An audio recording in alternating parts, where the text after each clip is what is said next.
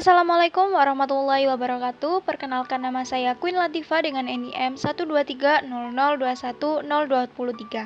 Saya dari Prodi S1 Kebidanan Universitas Nahdlatul Ulama Surabaya semester 2. Hai teman-teman, balik lagi sama aku Iva. Hari ini aku akan ajarkan kalian mengenai biolistrik yang kedua.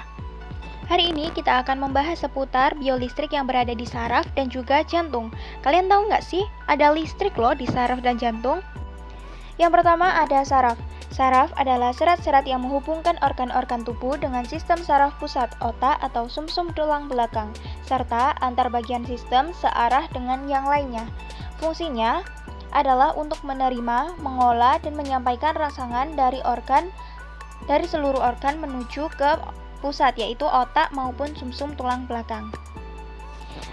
Yang selanjutnya ada morfologi saraf. Yang pertama ada badan sel, mengandung inti sel dan sitoplasma. Di dalam sitoplasma terdapat mitokondria yang berfungsi sebagai penyedia energi untuk membawa rangsangan. Yang kedua, dendrit. Dendrit adalah serabut-serabut yang merupakan penjuluran sitoplasma. Dendrit umumnya banyak dan pendek-pendek, fungsinya untuk membawa rangsangan ke badan sel. Yang ketiga ada akson atau neurit, yang fungsinya untuk membawa badan sel ke arah saraf lain. Yang keempat ada selaput mielin. Selaput atau selubung mielin adalah selaput pembungkus neurit. Selubung mielin tersusun dari lemak. Selaput mielin mempunyai segmen-segmen dan lekukan di antara dua segmen disebut nodus Ranvier. Selaput mielin dikelilingi oleh sel sekwan. Fungsinya dari bagian ini adalah melindungi sel saraf dari kerusakan dan menjaga bocornya impuls serta mempercepat hantaran impuls masuk. Selubung mielin diproduksi oleh sel gilial. Selanjutnya ada sel sekwan. Sel sekwan adalah sel yang mengelilingi selubung mielin. Nama dari sel ini diambil dari nama penemunya, yaitu Theodor Sekwan, seorang ilmuwan dari Jerman. Sel sekwan berfungsi untuk mempercepat jalan impuls, menyediakan nutrisi bagi neuri, dan membantu regenerasi dari neurit. Yang selanjutnya, nodus Ranvier. Nodus Ranvier adalah bagian antara dua segmen selubung mielin. Nodus Ranvier berfungsi sebagai loncatan impuls saraf agar lebih cepat ke tempat tujuan. Nodus Ranvier mempunyai diameter sekitar 1 mikrometer dan ditemukan oleh Louis Anthony Ranvier. Yang ketujuh atau yang terakhir adalah sinapsis, adalah celah yang terdapat pada pertemuan satu neuron dengan neuron yang lainnya. Setiap sinapsis menyediakan koneksi antar neuron sehingga memungkinkan terjadinya pertukaran informasi antar neuron tersebut. Informasi ini ditukarkan dalam bentuk zat kimia yang disebut neurotransmitter. Pada ujung neurit setiap sel saraf terdapat sebuah kantong yang disebut bulbus akson. Kantung inilah yang menghasilkan neurotransmitter. Yang selanjutnya ada kelistrikan yang timbul dari tubuh. Yang pertama ada mekanisme depolarisasi.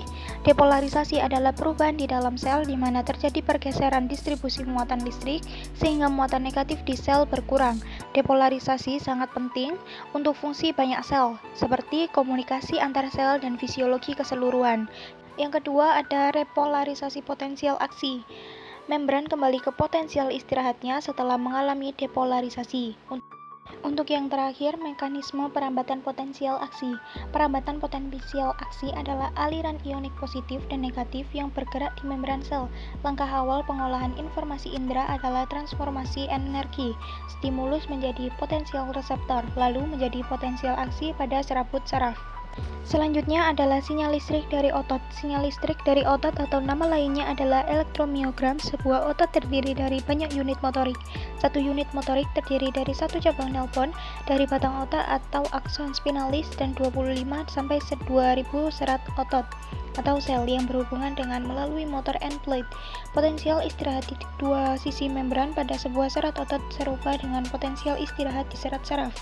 Kerja otot dimulai oleh potensial aksi yang berjalan di sepanjang suatu akson dan melewati motor end plate menuju ke dalam serat otot menyebabkan serat tersebut berkontraksi.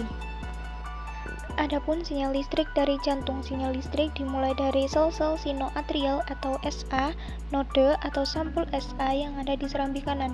Ini bisa disebut gardu pembangkit listrik. Dari sini aliran listrik menjalar lewat kabel-kabel listrik ke serambi kanan dan kiri. membuat serambi berkontraksi dan memompa darah ke bilik.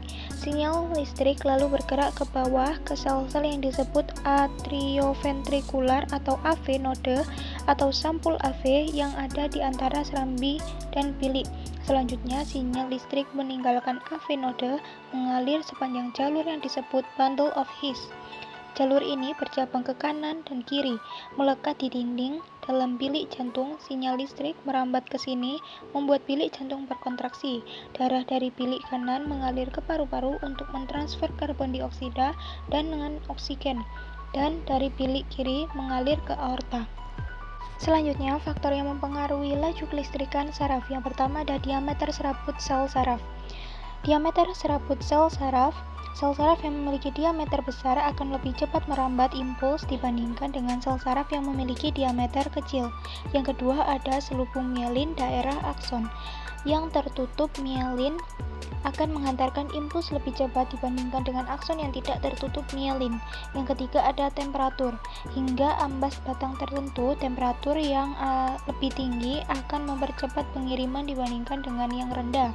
Hal tersebut dibuktikan dengan ketika suhu lebih cepat perambatan impuls pada hewan homoiotherm seperti mamalia dibandingkan dengan hewan berdarah dingin poikilotherm seperti reptilia atau amfibia.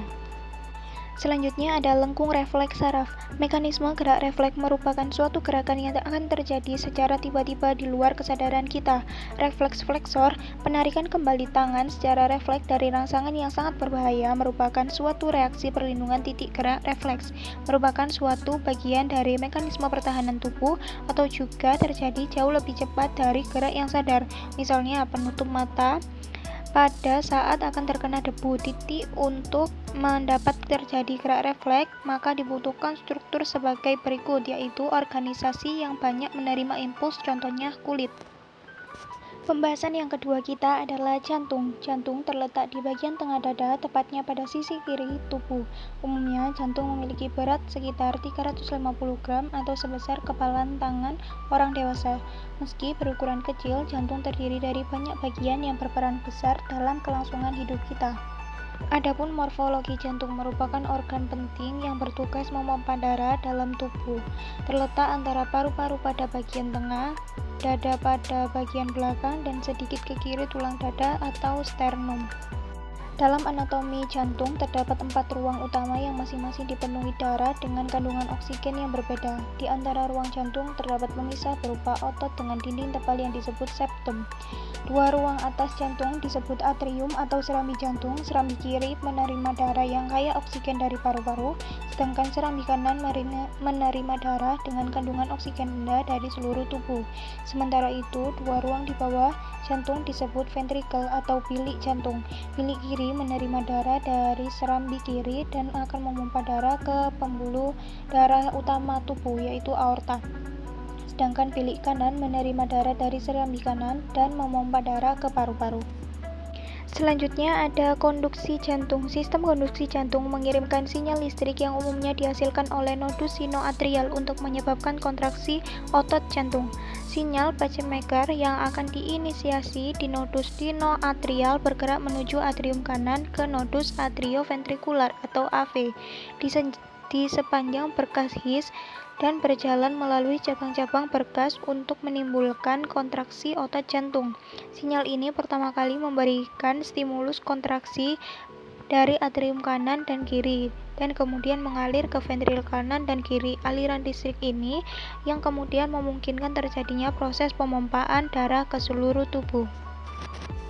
Adapun perbedaan di antara otot lurik, polos, dan juga jantung. Perbedaannya dari bentuk.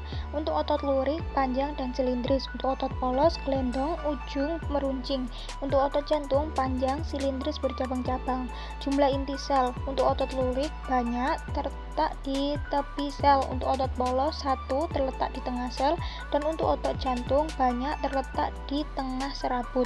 Untuk kerjanya, untuk otot lurik dipengaruhi kesadaran, otot polos tidak dipengaruhi kesadaran, dan otot jantung tidak dipengaruhi kesadaran. Yang terakhir ada gerak dan ketahanan. Untuk otot lurik, cepat, tidak teratur, dan cepat lelah. Untuk otot polos, lambat, teratur, dan tidak cepat lelah. Dan yang terakhir untuk otot jantung, teratur dan tidak cepat lelah. Sekian presentasi dari saya, kurang lebihnya mohon dimaafkan. Jangan lupa untuk menonton video listrik yang pertama. Wassalamualaikum warahmatullahi wabarakatuh. See you next time.